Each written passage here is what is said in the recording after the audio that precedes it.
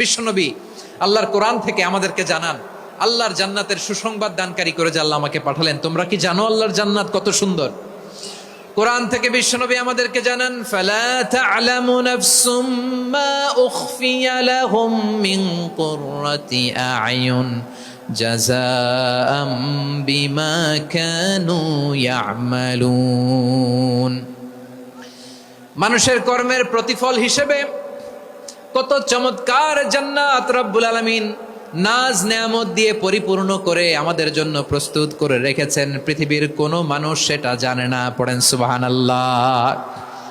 এটা যে কত সুন্দর, আমাদের আমলের প্রতিদান হিসেবে কত চমৎকার, fantastic, eye catching, fabulous paradise তিনি আমাদের জন্য রেডি করে রেখেছেন। এটা কেউ জানেই না, কল্পনাতেও আনতে পারে না। সুবহানাল্লাহ পড়েন। আবার হাদিসে কুদসিতে বিশ্বনবী ফরমান, রব্বুল আলামিন বলেন, আ'দাদতু লিইবাদিয়াস সালিহিন মা লা আইনুন রাআত ওয়ালা উযুনুন সামিআত ওয়ালা খাতারা আলা কলবি বাশার। আল্লাহ বলেন, আমার নেককার বান্দাদের জন্য এমন চমৎকার জান্নাত আমি রেডি করে রেখেছি, মা লা আইনুন রাআত, কোন চোখ সে জান্নাতকে দেখে নাই, ওয়ালা উযুনুন সামিআত, কোন কর্ণকুহর সেই জান্নাতের আওয়াজ শোনে নাই, ওয়ালা খাতারা আলা কলবি বাশার, মানুষ কল্পনাতেও জান্নাতের ছবি আঁকতে পারে না।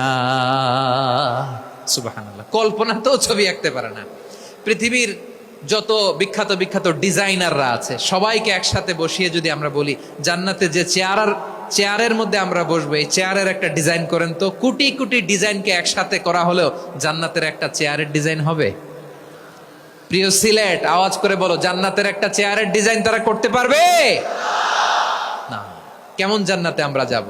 বিশ্বনবী কিভাবে জান্নাতকে আমাদের সামনে চিত্রায়িত করেছেন, পোট্রে করেছেন। তিনি বলেছেন, জান্নাতীরা যখন জান্নাতে ঢুকবে, ফেরেশতারা জান্নাতীদেরকে বলবে, ওয়া ইন্না লাকুম আন তাসিহু ফালা তাসকামু আবাদা। ও জান্নাতীরা, তোমরা আজীবন সুস্থ থাকবা, কোনোদিন অসুস্থ হবা না। সুবহানাল্লাহ বলেন।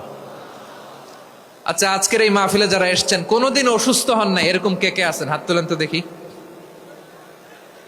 ওই যে হাত তুলছে, পাওয়া গেছে, চিরসুস্থ। তোমরা কোনোদিন অসুস্থ হও নাই? অসুস্থ হও নাই? তা তুমি আর জান্নাতে যে কি করবা? তুমি তো জান্নাতেই আছো তাইলে।